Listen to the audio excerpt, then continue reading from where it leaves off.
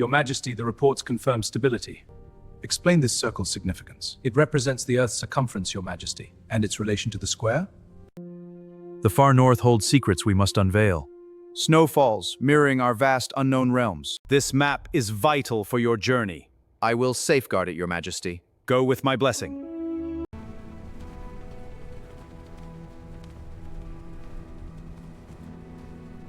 The taiga tests the will of men.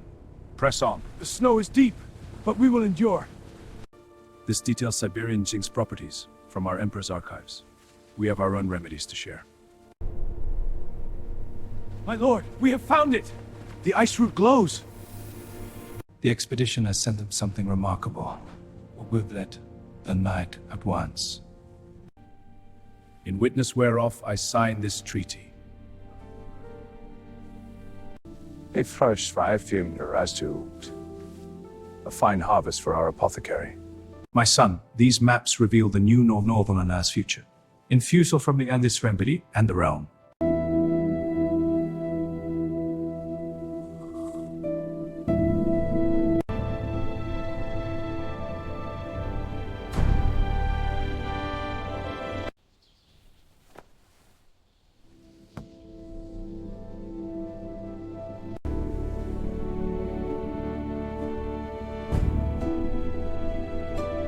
The Kangxi Emperor in the late 17th century, when the Kangxi Emperor, a man of rarest intellect who spoke several languages and understood European mathematics as well as the Jesuits, sat upon the throne in Beijing, a legend of the ice route was born in the Forbidden City. Rumors reached the emperor that far to the north, in the harsh lands of Siberia, where rivers remain icebound for most of the year, grew a root with the power to restore youth and grant clarity of mind into deep old age. This was no ordinary ginseng, which was highly prized in Guangzhou and Beijing. This was a plant that, according to legend, fed on the cold of the earth itself and the light of the aurora borealis. The great feat of the Kangxi Emperor lay in his tireless curiosity. Instead of merely sending a military detachment, he dispatched a secret embassy comprised of the empire's finest botanists, cartographers, and linguists. The ruler's intellect told him that the northern borders were not just a threat of clashes, but a treasury of knowledge. In the 1680s, when relations between the Qing Empire and the rising Russian state were just beginning to take diplomatic shape, this embassy ventured deep into the Siberian forest disguised as a trade caravan. Their route took them past the fortifications of the Great Wall through the Badaling Pass, which Kangxi had ordered to be renovated and fortified, recognizing its strategic importance as the gateway to the capital. They bypassed the inner line of defense that protected the fertile plains, the middle line running along the mountain ridges, and reached the outer line, where the wall transformed into a chain of beacon towers vanishing into the endless steppes. The feat of the expedition's participants was monumental. They were the first of the emperor's subjects to face the severity of the northern taiga, where trees stood taller than palace pagodas and the snow did not melt until the beginning of summer. In Siberia, the embassy met with local hunters and Russian Cossacks. It was then that a unique cultural exchange began. Chinese scholars recorded the names of herbs, while Russian pioneers marveled at the precision of Chinese time-keeping instruments. The very ice route, later identified as a rare species of mountain rhodiola or a specific subspecies of northern ginseng, was found on the slopes of the Sian Mountains. The achievement of the embassy lay in their ability to preserve the live sprouts by packing them with ice in special copper boxes, delivering them to the imperial gardens of Beijing in pristine condition. The Kangxi Emperor's chief merit in history is the signing of the Treaty of Nerchinsk in 1689, the first official agreement between China and Russia. Kangxi's intellect allowed him to realize that peace on the northern borders, along with the trade of furs and medicinal herbs, would bring the empire greater majesty than endless wars in the taiga. Thanks to this ice route and the secret embassy, the first caravan routes were established, along which silk and tea flowed to St. Petersburg, while Siberian furs and the secrets of northern longevity traveled to Beijing. His wife, Empress Xiaoqing, was famous for her kindness and for always urging her husband toward mercy and governance.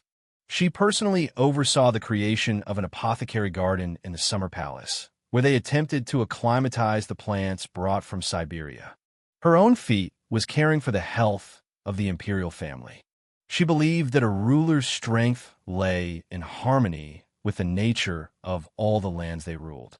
In her gardens, the famous roses of Guangzhou now grew side by side with the resilient yet healing herbs of the north. Kangxi's children, particularly his fourth son, the future Guangzhou Emperor, grew up seeing atlases of new lands and tasting herbal infusions brought by the secret embassy. This instilled in them an understanding that the empire was a living organism that breathed both the heat of the steppe and the cold of Siberia. The feat of the Qing dynasty during this period lay in unifying vast territories not merely by the force of arms, but by the power of science. The story of the secret embassy in search of the ice route became a legend whispered in the corridors of the Forbidden City. It is a tale of a ruler's will, unafraid to look beyond the edge of the known world, and of a mind seeking the elixir of life in the harshest of elements. Kangxi lived a long life, spending 61 years on the throne and becoming a symbol of wisdom and prosperity. Today, when we look at the Great Wall or enter the quiet halls of the Beijing Palace, we remember that behind every stone and every scroll stands the labor of millions and the dream of one. This is a narrative of a time when borders were not barriers, but challenges for a clear mind. The Great Wall of China, with its passes Badaling, Shanhaiguan, Jiaguan, was not only a shield, but also the starting point for grand discoveries. Our journey through China has come to an end. We have seen underground armies, golden pavilions, stone guardians carved into cliffs, and secret paths into the Siberian forests. The history of China is an endless book where every page is filled with the aroma of tea leaves and the sheen of imperial silk.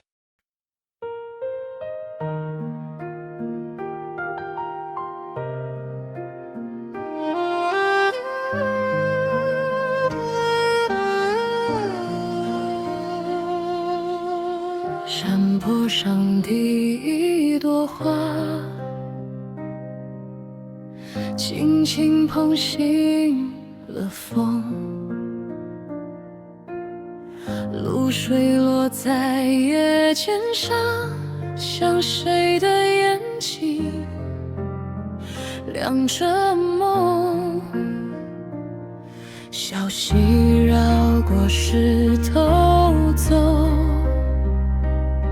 唱着他自己的歌，我把真心献给春天，它就停在我心窝。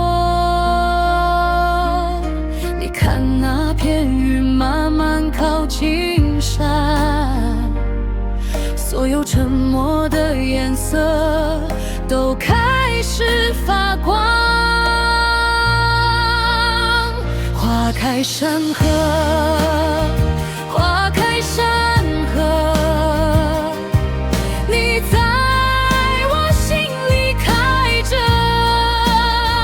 花开山河，花开山河，把岁月都强忍。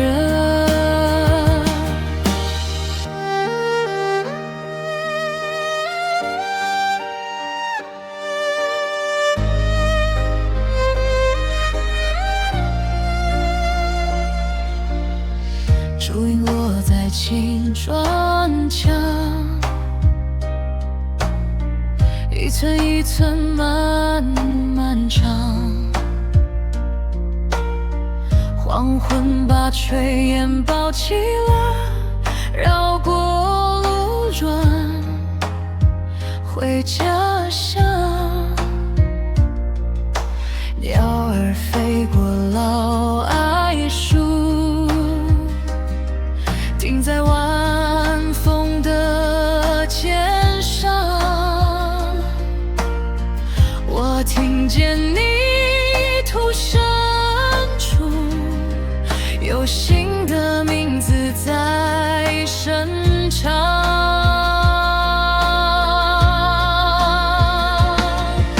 你看那片海轻轻推着岸，所有走远的脚步都不再孤单。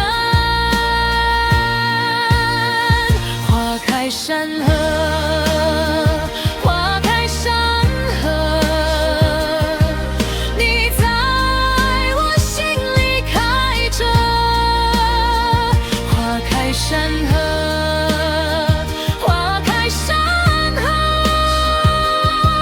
把岁月都唱热。把手给我，去看溪水穿过天楼，去看月光落进花丛。